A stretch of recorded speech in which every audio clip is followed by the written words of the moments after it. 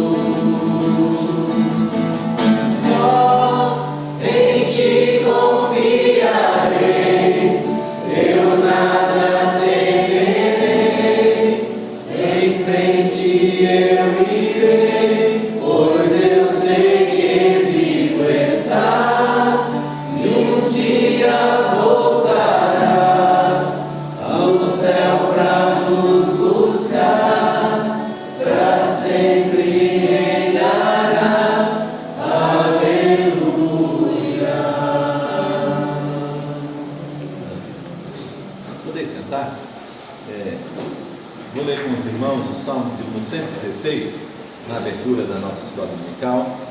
Leia até o versículo de número 8, onde o salmista diz assim, Salmo 116, de 1 a 8, o salmista diz: amo o Senhor, porque Ele ouve a minha voz e as minhas súplicas, porque inclinou para mim os seus ouvidos, invocá-lo-ei enquanto eu viver. Laços de morte me cercaram, e angústias do inferno se apoderaram de mim, caí em tribulação e tristeza. Então invoquei o nome do Senhor. Ó Senhor, livra minha alma. Compassivo e justo é o Senhor, o nosso Deus é misericordioso. O Senhor vela pelos simples. Achava-me prostrado e Ele me salvou. Volta, minha alma, ao teu sossego, pois o Senhor tem sido generoso para contigo. Pois livraste da morte a minha alma, das lágrimas os meus olhos, da queda dos meus pés. Amém. Deus abençoe o texto que lemos. Irmãos, o salmista está expressando aqui o seu amor pelo Senhor, né, e é o seu compromisso de buscar o Senhor em todos os momentos da sua vida. E a base para que ele faça essa declaração aqui, e nos convidando a louvar o Senhor, é a experiência que ele teve com o Senhor, de livramento do Senhor, né? Então ele falou que passou por uma tribulação, uma angústia, e o Senhor o livrou, e ele clamou ao Senhor. Então está dizendo, então eu vou clamar ao Senhor enquanto eu viver, né? É aquela postura de dependência, né, da mão, da graça, do livramento de Deus na vida, né? Então nós sabemos que a oração, irmãos, é um meio que Deus deixou para que a gente, também um dos meios que Deus deixou para que a gente apresente diante dele, né, as nossas necessidades, né, as situações que nós estamos enfrentando na nossa vida. E aqui o salmista reafirma, né? Então eu clamei e o Senhor me ouviu. Então o Senhor nos ouve quando nós clamamos por Ele, né? Esse é o desejo do nosso coração, né? Nossa intenção é de estar buscando o Senhor, servindo o Senhor, colocando nossa vida, né, sempre no altar do Senhor. Nós vamos orar agora, e eu queria aproveitar e colocar alguns motivos pelos quais nós estamos orando, né? Então eu queria convidar os irmãos e pedir os irmãos para que a gente continue orando pela vida da Rebeca, filha do pastor Ricardo, que está com dengue, né? A irmã de Tânia, de Jeca, né? A Sandra, também está com dengue, estava, inclusive ontem foi internada, né? Nós estamos orando pela Regina, quem mais? Eunice, perdão. Dengue também, isso. Dona Juju?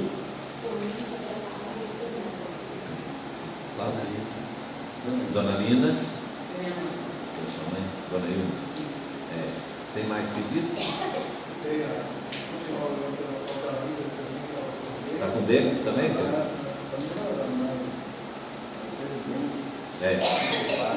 Dengue também. Teu irmão está com câncer. Tem mais pedido? Tereza? Tem várias pessoas que já estavam com problema de saúde e com problema de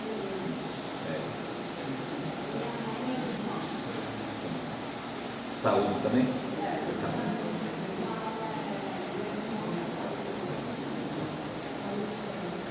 De quem? De nada também? Então vamos orar, né? Sejamos. Pessoas sofrerem mais com problema de câncer no intestino, muita gente. Muita gente. Vizinho nosso, até morrer alguns, até nem do Simbal que mora lá, tem um tal de irmão na nossa rua, tem um outro menino também. Eles estão sofrendo mais e aquilo parece que não tem volta. Vamos orar por eles, né? Oração do povo, também a Deus misericórdia. Também nós estamos orando pelo Geraldo, né, irmão de Roseli, de Messias, né, que está também internado, né, não saiu ainda do hospital, está com um problema sério. Tem uma mulher, ela não vai estar agora, ela não é internada, ela fica no urbano. Só que agora só nele então ela tem um delegado, uma camisa da vida. Vamos orar também, né? Esqueci de mais de alguém? Rafael? Dois filhos muito totalmente Câncer também, né? Vamos orar, né? Sim. também está enlutada, né? Família de mulher. Tem mais uma pessoa que eu estava pensando que ele estava orando. Maria Lise pediu para orar pelo João. Né? Então, está com dengue também. Né? Em muitos casos, né? Então, vamos estar orando. Né? Dona Santa também perdeu um sobrinho. Né? Então, vamos orar também por ela, né? Por Deus abençoe. Então, nós vamos orar e depois da oração nós vamos separar para o estudo. Tá? Vamos orar. Então, Pai, nós queremos, Senhor, te agradecer pela oportunidade de estar reunidos, ó Deus, como igreja aqui, ó Pai, como parte do teu corpo, Senhor, nesse lugar, e queremos, ó Deus, em nome de Jesus, colocar esses motivos de oração que foram apresentados aqui, Senhor. Ó Deus, o Senhor ouviu e conhece, Senhor, cada pessoa por quem nós estamos intercedendo nessa manhã, Senhor, e queremos pedir, ó Deus, tua misericórdia, tua bondade, Senhor, na vida desses irmãos, ó Deus, trazendo, Senhor, restauração, cura, libertação, ó Deus, colocando sobre eles as tuas mãos. Abençoa-nos também, Senhor, ó Deus, consolando, confortando o nosso coração, e especialmente esses irmãos que tiveram perdas, ó Pai, que o Senhor esteja também, Senhor, trazendo o Espírito Santo, que é o Deus Consolador, Senhor, sobre a vida deles. Pedimos, ó Deus, a tua bênção sobre a nossa vida, sobre a nossa igreja, e queremos, ó Deus, abençoar a vida de cada irmão nessa manhã, Senhor. Pedimos, Senhor, tua graça e oramos, Pai, em nome de Jesus, o nosso Senhor. Amém. Amém. Então nós vamos separar o estudo da lição, e os irmãos que estão aqui, eu quero convidá-los a abrirem suas Bíblias no livro de Apocalipse, que nós estamos estudando, e nós estamos estudando o capítulo 14, capítulo 14 de Apocalipse. Eu quero convidá-los a gente ler a partir do verso 13, tá? Apocalipse, capítulo de número 14,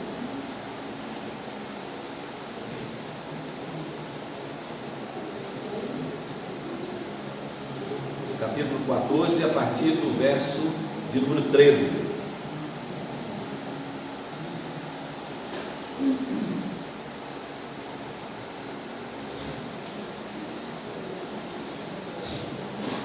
Quero lembrar os irmãos que depois da escola dominical nós temos uma reunião com a liderança, né? De oração com a liderança, né? Então, capítulo 14, a partir do verso 13. Aí diz assim: Então ouvi uma voz do céu dizendo: Escreve, bem-aventurados os mortos que desde agora morrem no Senhor. Sim, diz o Espírito, para que descansem das suas fadigas, pois suas obras os acompanham. Olhei e eis uma nuvem branca, sentado sobre a nuvem, um semelhante ao Filho do Homem, tendo na cabeça uma coroa de ouro e na mão uma foice afiada. Outro anjo saiu do santuário gritando em grande voz para aquele que se achava sentado sobre a nuvem: Toma tua foice e ceifa, pois chegou a hora de ceifar, visto que a seara da terra já amadureceu. E aquele que estava sentado sobre a nuvem passou a sua foice sobre a terra, e a terra foi ceifada. Então saiu do santuário, que se encontra no céu, outro anjo, tendo ele mesmo também uma foice afiada.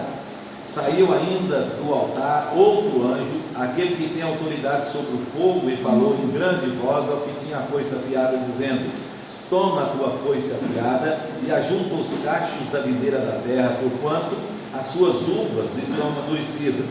Então o anjo passou a sua foice na terra e vidimou a videira da terra e lançou-a no grande lagar da cólera de Deus. E o lagar foi pisado fora da cidade, e correu sangue do lagar até os freios dos cavalos, numa extensão de 1.600 estádios. Amém. Que Deus abençoe o texto que nós lemos, né, para a gente continuar aí o nosso estudo na lição, né, que nós estamos aqui.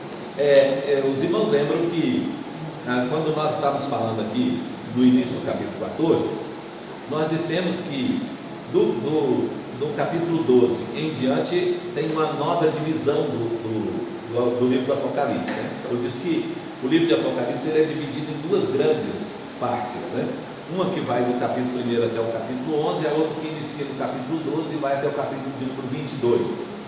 Essas duas divisões, elas têm seções paralelas.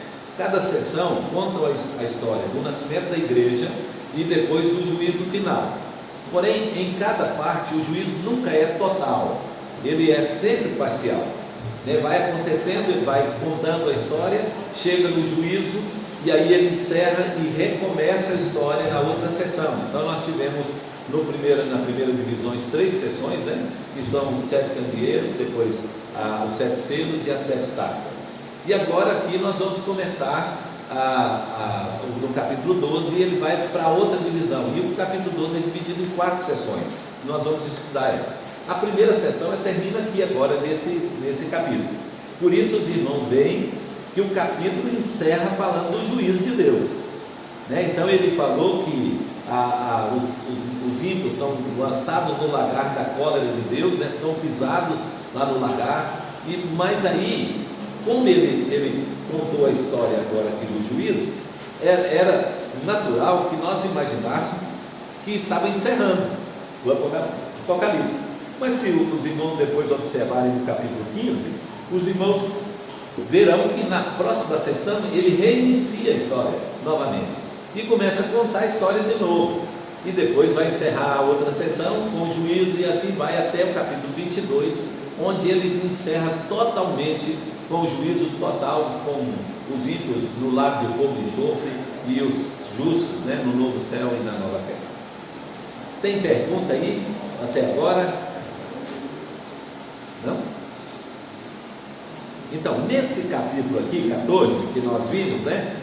Nós vimos a igreja selada, guardada por Cristo, né? Então, a vitória da igreja, né? Da noiva do Cordeiro, selada e guardada por Cristo.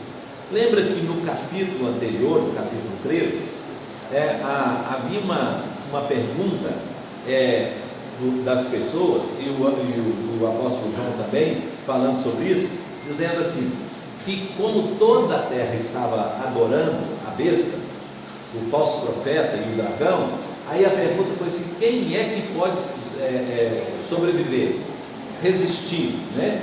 Então, já que a terra inteira estava adorando a besta, quem é que poderia resistir à besta?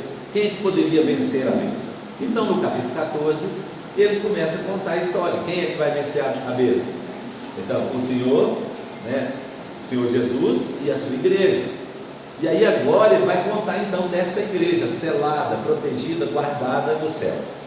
Mas ele fala também da igreja caída, que essa igreja caída é a grande Babilônia, né? Então, ou seja, é a religião falsa que foi proclamada e ensinada, né, pelo dragão, pela besta e pelo falso profeta.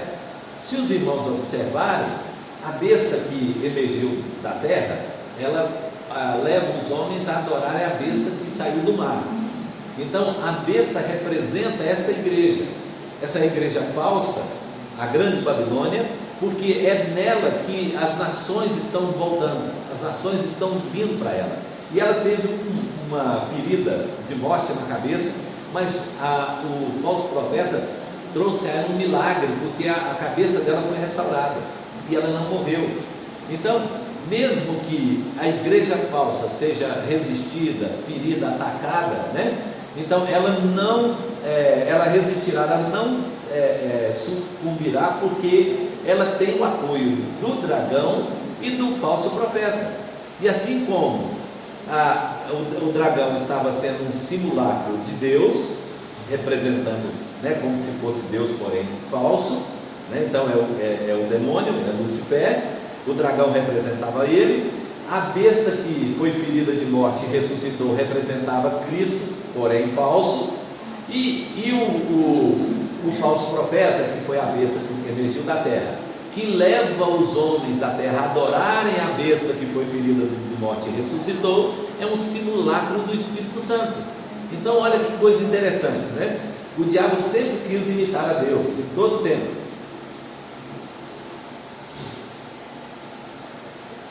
Ele quis assentar no trono e se fazer igual a Deus, desde o princípio. Agora aqui no Apocalipse, ele como dragão, ele está agora na figura de um Deus dos povos ímpios, e a besta que foi ferida de morte e ressuscitou como um Cristo, um falso Cristo, a quem o falso profeta leva as pessoas a adorarem. Assim como o Espírito Santo leva o crente a adorar a Cristo e render honra e glória a Deus, o Pai, assim o diabo faz, o dragão faz, usando as duas bestas, né? Aquela que foi ferida de morte e ressuscitou, e o outro que é o falso profeta que conduz as pessoas a adorarem essa besta. Mas agora, a posição aqui do texto de João B, é uma sentença sobre essa igreja caída, essa Babilônia. Então ela caiu, a grande Babilônia caiu. Caiu por quê? Porque agora o justo juiz de Deus virá sobre ela. E se os irmãos observarem,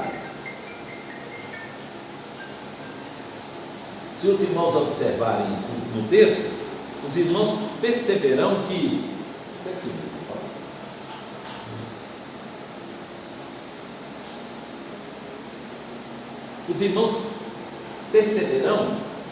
o juízo está vindo agora sobre ela. Por quê?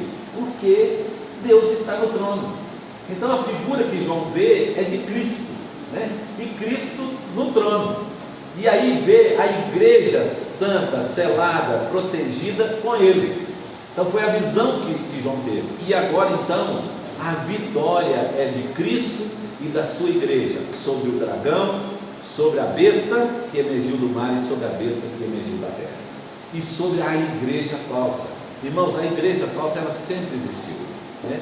Sempre. A idolatria sempre fez parte do mundo, mas a idolatria não pode, né, e a igreja falsa não pode atingir a fé daqueles que foram selados e guardados pelo Cordeiro.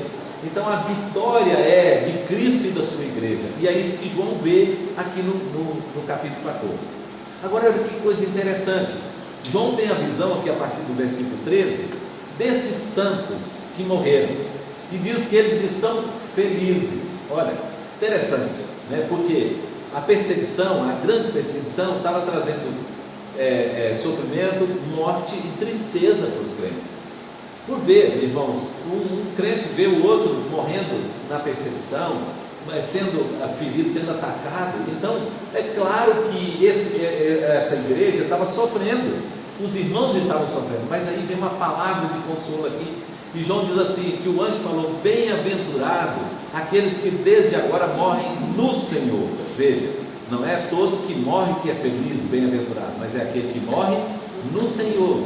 E João ouve também uma outra voz, diz assim, porque eles descansam das suas fadigas. Então a luta cessou, está dizendo, a luta cessou. E ele diz assim, e as suas obras os acompanham. Então não são as obras que levam para o céu, mas o crente que morre no Senhor leva as suas obras para o céu. As obras os acompanham, elas não levam, mas elas acompanham o crente que morre no Senhor. E essa foi a visão que João teve agora, e dizendo, é feliz aquele que desde agora morre no Senhor. Mas ali, irmãos, passa para a cena seguinte, e na cena seguinte, João vê agora um anjo forte com uma espada afiada, com uma foice afiada na mão, e essa foice estava pronta para ceifar, e João vê que aquele que estava assentado sobre a nuvem, era o que tinha a foice afiada na mão, e João descreve essa pessoa, né? Quem é essa pessoa que estava sentada na nuvem? Quem é, irmãos? Jesus, é a figura de Jesus, e aqui fala que ele estava sentado sobre uma nuvem branca. Olha aí o versículo 14, né? E ele é semelhante ao Filho do Homem, lembra? Toda a referência a Cristo, e dizer, tem na cabeça uma coroa de ouro. Então é o Cristo agora exaltado, glorificado, recebeu a coroa de ouro, tem o governo todo em suas mãos, mas ele tem uma foice afiada na mão. E aí o anjo que saiu do santuário gritou para ele dizendo assim, passa a sua foice. E aqui, irmãos, é a ceifa dos crentes. Quem que é a seara de Deus? É o crente. Quem é a seara que está já pronta para ser colhida? Os crentes. Lembra? Jesus orou dizendo, falou para os discípulos para orarem, para Deus mandar ceifeiros para a sua seara. e diz porque os campos já branquejam, então está na hora de ceifar. Então aqui agora os crentes são ceifados, ou seja, em outras palavras está dizendo que os santos são recolhidos para irem para o celeiro, para irem para o céu, né? Lembra na figura do joio e do trigo? Ele diz que iriam colher o trigo e recolher o trigo no celeiro, e aí o joio seria ajuntado e lançado no fogo. Então aqui agora é a ceifa dos crentes. Então ele está mostrando aqui no texto que a seara já amadureceu. E aí diz o texto que aquele que estava sentado sobre a nuvem passou a sua foice e a terra foi ceifada. Então todo crente, todo aquele que ainda estava vivo aqui, nesse momento, estava vivo, foi levado para o céu com Cristo. Cristo recolheu. E olha que coisa interessante, porque agora aqui está havendo uma separação. Novamente, o crente está sendo comparado ao trigo, que está sendo ceifado, e o joio e o ímpio vai ser comparado a uvas, cachos de uvas na videira. Então são dois momentos diferentes. Um é Cristo recolhendo a sua igreja, e o outro é um anjo recolhendo os ímpios para o juízo. Por isso que há duas cenas de colher, né? Uma cena de colher o trigo, que é feita por Cristo, e a outra que é de colher as uvas para serem pisadas no lagar. Na versão da King James, faz uma distinção das foices. Das foices? A primeira é uma foice grande e afiada, o trigo, né? E a segunda é uma foice menor. Quando vai apanhar a uva, só colhendo os cachos. Agora, e notem também, se os irmãos olharem aí, né, que quem vai ceifar o ímpio não é Cristo, né? Então é um anjo. E aí diz assim, e ele tem uma espada, uma foice afiada, e ele diz para ele, vai e passa sobre a terra, porque as uvas já estão amadurecidas. O que quer dizer as uvas já estão amadurecidas, irmãos?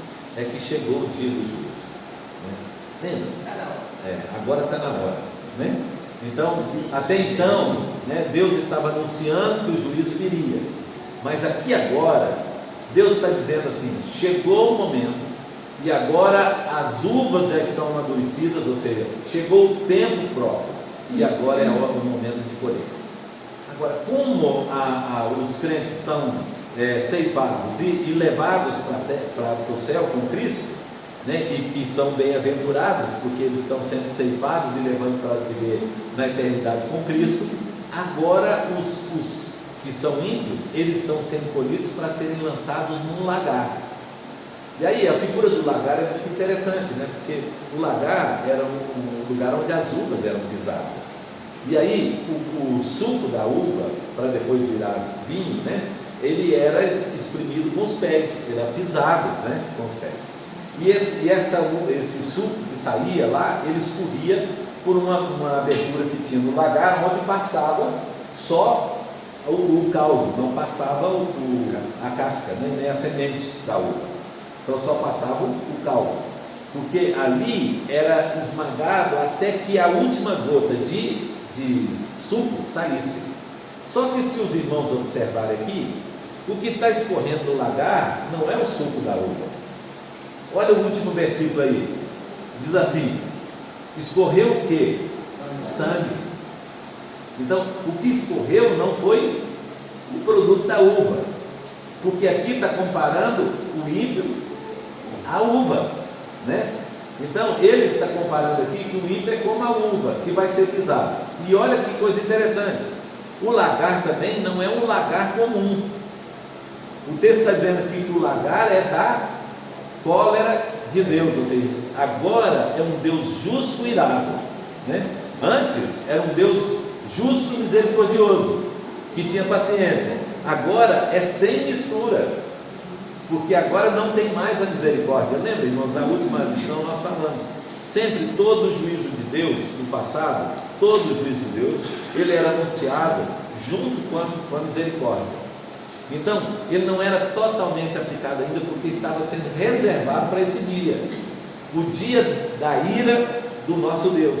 Então, é nesse dia que o juízo será aplicado de forma total sobre o ímpio, de maneira que aqui não há mais oportunidade de arrependimento, Aqui não há mais possibilidade de mudança, porque as uvas foram colhidas, então não é uma decisão da uva, né? Como muitas pessoas acham, né? De se tornar trigo, né? Não, aqui agora é quem está colhendo, aqui está colhendo uva, então não está colhendo trigo para lançar no lagar, né? E melhor, quem está colhendo é quem tem condição de saber verdadeiramente quem é uva e quem é trigo, né? Lembra? Por isso que na parábola do joio e do trigo, o Senhor lá da parábola não permitiu que o dono da lavoura recolhesse antes de produzir o fruto, amadurecer. Ele não deixa amadurecer. E depois, na hora da colheita, né, quem vai colher lá na parábola, lá, quem ia colher são os anjos de Deus.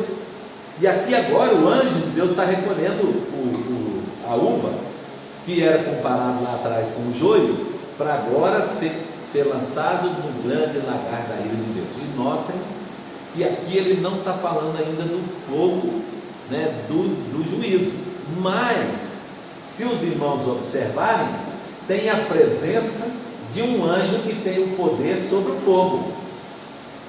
Lembra que o lago que arde em fogo, enxofre, é o último dia, né, onde os ímpios, a morte, o inferno, o diabo e seus anjos, todos serão lançados. Aqui agora, irmãos, ainda não é esse lagar. Por quê? Porque a besta, o falso profeta, né, e o dragão, eles não estão lançados no lagar. Quem está sendo lançado no lagar aqui é só o ímpio. Então, a igreja caiu, a igreja falsa caiu, o dragão já foi derrotado, né? Mas eles não foram ainda punidos. Quem está sendo punido aqui agora é só o ímpio. Lá no final do capítulo 22 é que todos aqueles que foram contra Deus é que serão punidos, né? Então aí lá será lançado, né? Satanás, seus anjos, né? O dragão, seus anjos, o falso profeta, né? A besta e todo ímpio, né? Todo aquele que praticou a iniquidade. Aqui agora não. Aqui está o anjo que tem o fogo na mão, está aguardando, né? Esse fogo será derramado naquele último dia. Então, ainda que o juízo é parcial. Está vendo por que a sessão ela encerra e depois recomeça novamente?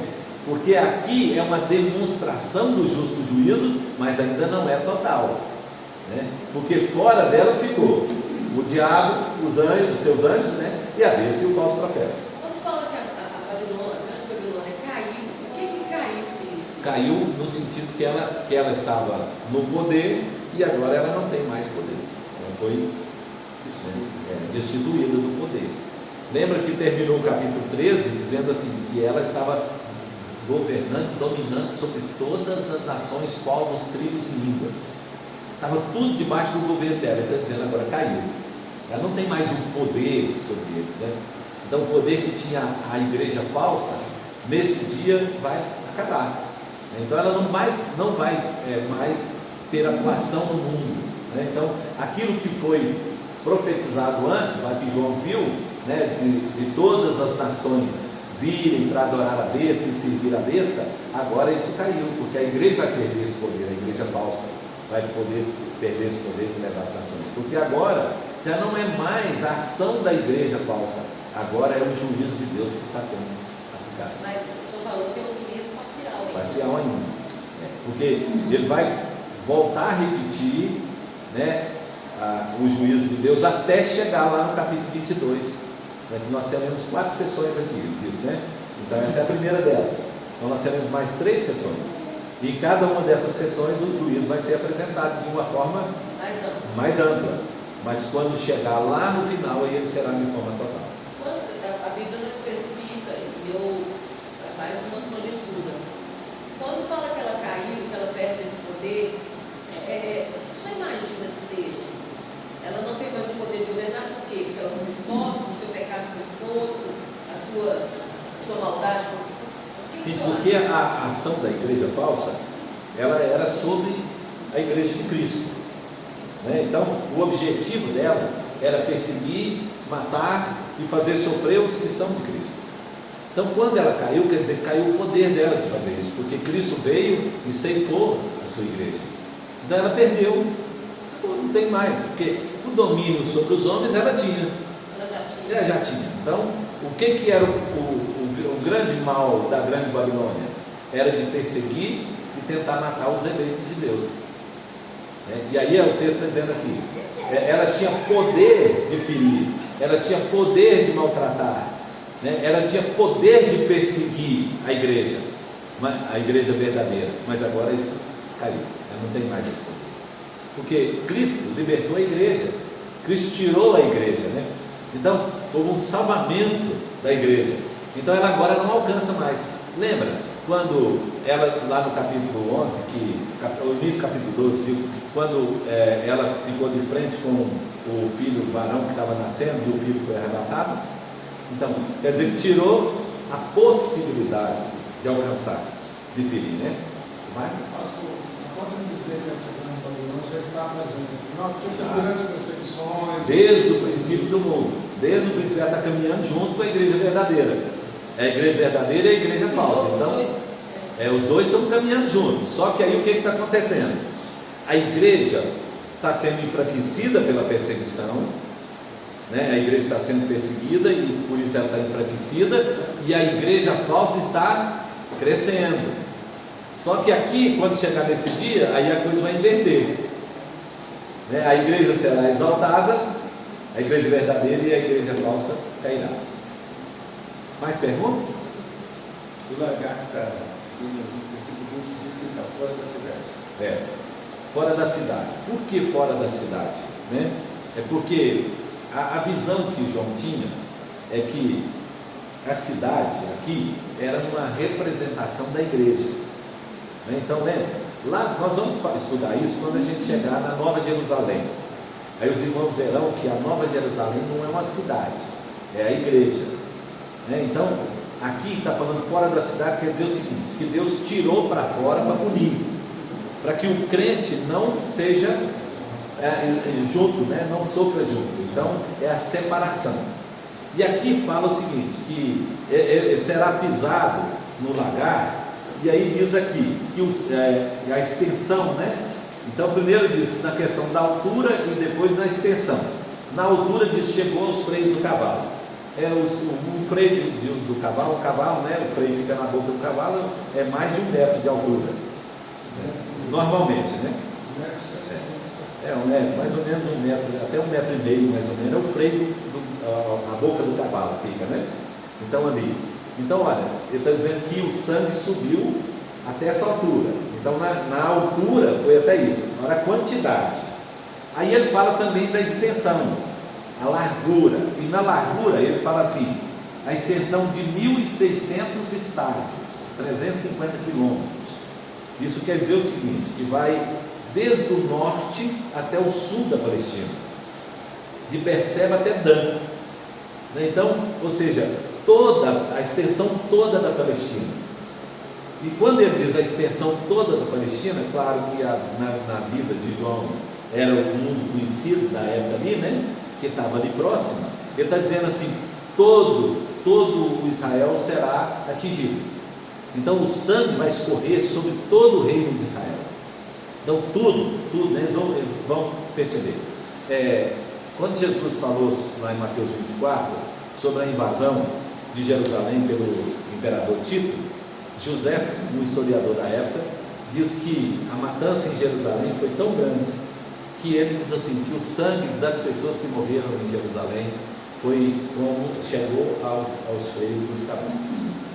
Isso, escrevendo José, que era historiador da época, lá de Jesus. No ano 70 isso aconteceu. Por isso que Jesus falou, ai daqueles que estiverem na cidade, ai das grávidas, não iam poder correr. Ele diz, quem estiver no campo não volte, quem estiver no eirado da casa, não desça para tirar nada da casa, vai embora, porque a matança ia ser tremenda. E foi o que aconteceu em Jerusalém no ano 70, a invasão do imperador Tito, que depois, do general Tito, que depois virou imperador romano. Então, nessa época, Jesus tinha profetizado lá no capítulo 24 de Mateus, E aí José conta que nessa época lá, quando aconteceu, fez isso. Irmão, Jerusalém era uma cidade não muito grande, né? Normalmente é uma cidade, assim, no dia a dia, uma cidade entre 200 e 300 mil habitantes. Mas José diz que na época da festa da Páscoa, chegava tanta gente de fora para celebrar a Páscoa de Jerusalém, que a cidade passava de 1 milhão de habitantes. 1 milhão de pessoas. E foi justamente na festa da Páscoa que Tito invadiu a cidade. Então pensa, quanta gente tinha, quanta gente morreu naquele dia, né? E aí foi uma destruição total, né? E Jesus havia predito isso. E também Jesus estava agora referindo a isso que João verá no último dia. Beleza?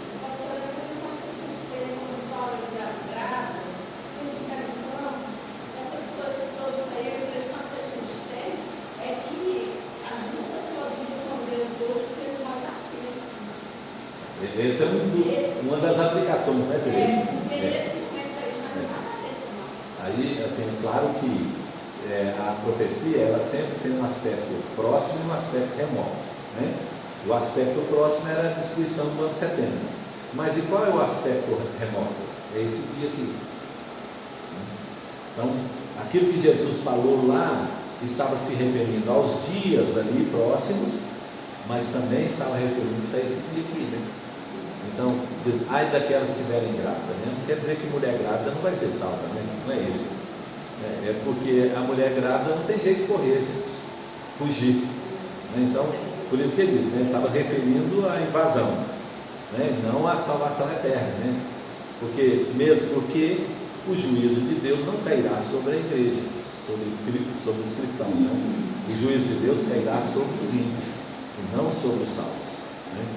Mas ele está dizendo, vai ser um dia terrível. É o grande e terrível dia do Senhor. Uma palavra de Deus ensina, né?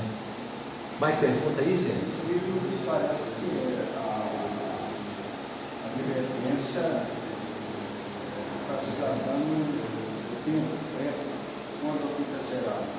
Mas a pessoa tem que entender que a pessoa não morrer antes disso. Pode morrer antes disso. Então a pessoa tem que ficar atenta com a sua condição diante de Deus, porque se ela morrer desafinada com a Deus, é complicado. Aí os duas todos desafinados,